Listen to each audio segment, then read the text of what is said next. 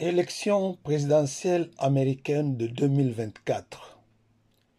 Qui va l'emporter? Introduction. Les États-Unis d'Amérique sont un pays tout à fait particulier et atypique. Malgré ses 9,8 millions de kilomètres carrés et ses 331 449 281 habitants, statistiques de 2020, ce pays n'a que trois principaux partis politiques, dont deux grands, le Parti démocrate et le Parti républicain, se partageant le pouvoir depuis l'indépendance, là où la France en compte une centaine sur le plan national. Mais gagner les élections pour devenir président de la République n'est pas une mince affaire. Pour l'année 2024, le processus électoral a déjà plusieurs rebondissements. Après les primaires des républicains, deux candidats se sont démarqués. Il s'agit de Donald Trump pour le rouge et le président sortant Joe Biden pour le bleu, car ceux-ci n'ont pas eu besoin d'organiser des élections primaires. Phase 1. L'état de grâce. Les deux candidats avaient la caractéristique d'être presque des octogénaires, même si les candidats démocrates avaient déjà dépassé les 80 ans. Toutefois, la planète était déjà inquiète de la santé du président américain du fait de ses différentes chutes dans les passerelles d'embarquement et manifestations publiques de trous de mémoire, notamment lors de la commémoration du débarquement en Normandie en France. Et l'épilogue a eu lieu lors du premier débat entre candidats qui s'est tenu le 27 juin 2024 à Atlanta en Géorgie sur CNN. Dans ses prises de parole, le leader démocrate a plusieurs fois bafouillé. L'issue catastrophique du débat a sonné le glas de la campagne électorale du président américain. Des voix au sein de son parti se sont levées pour demander son renoncement et passer la main à un présumé plus apte dans cet exercice ou à l'organisation des primaires accélérées.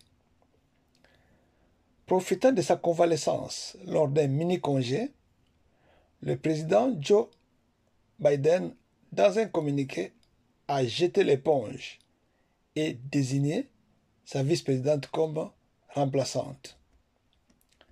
Cette décision a redynamisé la base électorale des démocrates, la collecte abondante de fonds faisant foi. Et en un mois, Kamala Harris a dépassé Trump dans les sondages. Ajoutez à cela l'euphorie et l'effervescence qui ont entouré l'organisation du 19 août 2024 au 22 août 2024 de la Convention des démocrates à Chicago, en Illinois. Et c'est malgré la Convention républicaine réussie, organisée du lundi 15 juillet 2024 au jeudi 18 juillet 2024 à Milwaukee, au Wisconsin, qui a investi au dernier jour Trump comme candidat républicain, ainsi que la compassion dont Trump a bénéficié après l'attentat raté. Phase 2. La vraie propagande. Les deux candidats ainsi investis ont deux stratégies et approches différentes. Si les deux s'emploient à labourer dans les swing states, ou États clés pour faire basculer les votes, Trump n'a pas changé de tactique depuis 2016. Il s'attaque à l'adversaire en le caricaturant sous toutes les coutures. Toutes les insultes sont bonnes. Faible quotient intellectuel présumé de la concurrente, sa couleur de peau liée à ses origines indiennes par sa mère plutôt que noire américaine par son père, ainsi que son expression de joie avec ses rires aux éclats. Apparemment, la stratégie fonctionne et lui permet de limiter les dégâts car malgré le soutien que les patriarches du Parti démocrate ont apporté à leur protégé, l'écart de 2 à 3 points dans les sondages avantageant Harris n'a pas changé jusqu'à ce jour.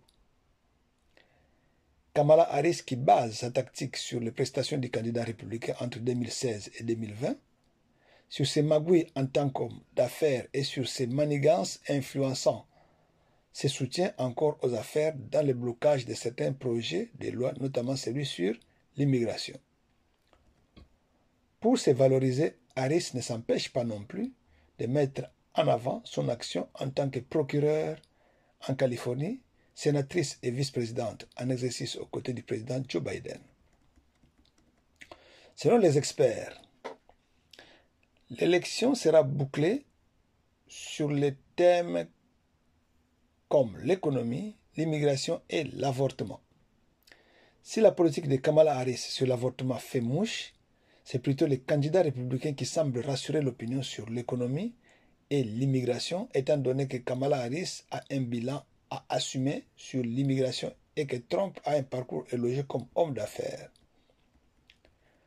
Il faut cependant noter que le choix des colistiers a eu des conséquences différenciées dans la poursuite de la campagne électorale. Vance, choisi par Trump, n'a pas impacté les sondages d'opinion. Les experts disent qu'en Vance, Trump a choisi un successeur plutôt qu'un appui complémentaire pour conquérir les votes. Par contre, en Tim Walz, Kamala Harris a choisi un complément. Le candidat vice-président démocrate a d'ailleurs été bien accueilli par la base électorale démocrate et aussi par les cols bleus en Pennsylvanie, au Michigan, en Arizona, bref, chez les Blancs travaillant dans les usines, lui-même étant gouverneur en exercice du Minnesota. Qui va l'emporter? Tous les observateurs sont aujourd'hui unanimes que c'est le vainqueur du débat télévisé de 90 minutes du mardi 10 septembre 2024 qui aura lieu au Centre national de la Constitution à Philadelphie, en Pennsylvanie, et diffusé sur ABC dans une salle sans public entre les deux candidats qui raflera la mise le 5 novembre 2024. Cela peut être vrai, mais je pense que sauf accident de parcours, Harris a un avantage sur Trump. Je m'explique. Depuis la désignation de Harris, le score de sondage de Trump est resté figé entre 45 et 47%. Cela pourrait signifier que Trump a une base électorale fidèle, sûre mais limitée, qui voterait pour lui, quelles que soient ses bourdes et contre-performances à venir. Tandis que la candidate démocrate a plus de marge de manœuvre à ratisser dans des États clés et pourrait élargir sa base.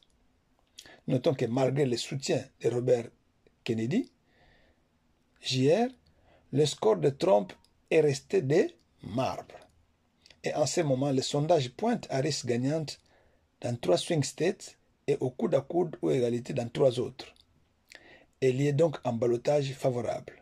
Toutefois, il ne faut pas vendre la peau de l'ours avant de l'avoir abattu. Que le meilleur gagne pour le bonheur des Américains et même du monde. Je vous remercie.